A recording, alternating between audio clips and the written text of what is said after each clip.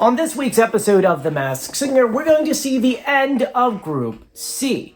The Lizard, Clock, and Poodle Moth either all will be revealed, meaning at least two of them, with one person continuing over to The Masked Singer, or the Ding Dong Leave It On bell is going to be hit. We don't know what it is yet, but there is one person we have yet to reveal in this group, and that is Poodle Moth. We revealed the Clock about a week ago and the Lizard just on Friday, which if you want to check out those reveals, you can scroll down in the description of this video and check them out. So right now, let's go through the clues, the pitch correct audio, and figure out who is under the mask of the Poodle Moth. Before we get started, make sure you subscribe, you turn on notifications, and you give this video a thumbs up. Let's get started. So, when it comes to this character, we only have 2 episodes of clues, which I will tell you, it is enough. Especially when you're connecting all of the pitch correct audio and the clues to this person we're going to guess.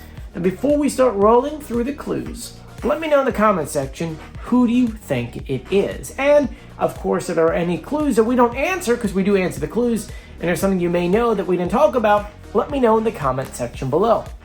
So let's start off with episode 3. She says she was always drawn to the flame, but thought the bright lights were never meant for her. She told herself she wasn't pretty enough, or funny enough, or talented enough.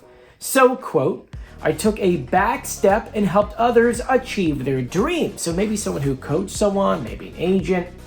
She loved that, but desperately wanted to spread her own wings. Quote, if I could just take that first step, the light I thought was so impossible to find would be one step closer. So I took the leap and I was discovered. Then she found out that she was, quote, one of a kind.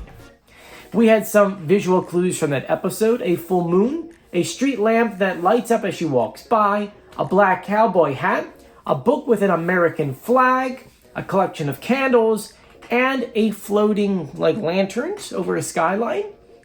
That night was Billy Joel night. Her clue was a baseball, which I know what you're saying, it kind of makes no sense for Billy Joel night, but it is what it is, and it said Opry on it. As she says, I felt like a big shot when I performed on the Grand Ole Opry.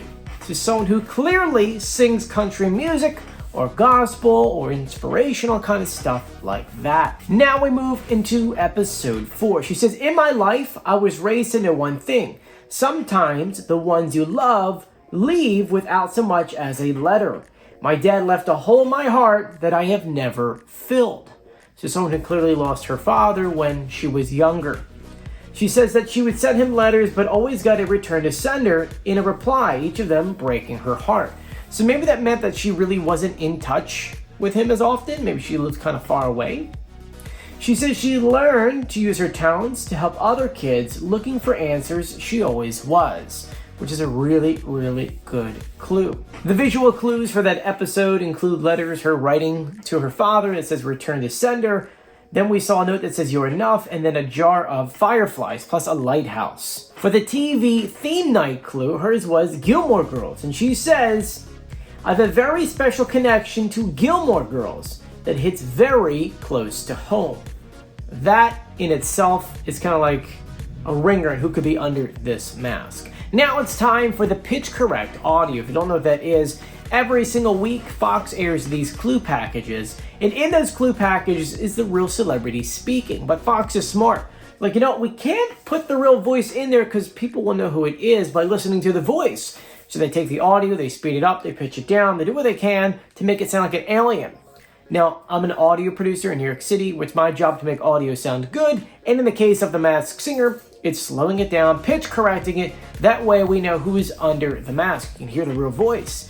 That, along with your clues, should allow you to guess who is under the mask. So I'm going to play the original audio they gave us, and then our pitch correct audio. Take a listen. I was pretty scared to do that last performance. Whew.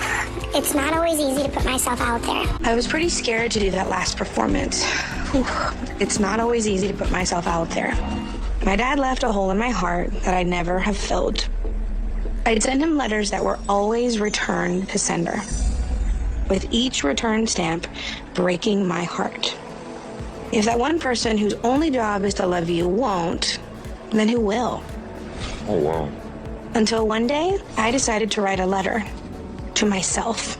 I needed to realize I was capable of being loved the way that I deserved. I've learned to use my talents to help other kids who are looking for their answers, just like I was. I'm writing my own story, and tonight I've chosen a TV theme song that reminds me of the beauty of what's still to come, because there's still so much unwritten.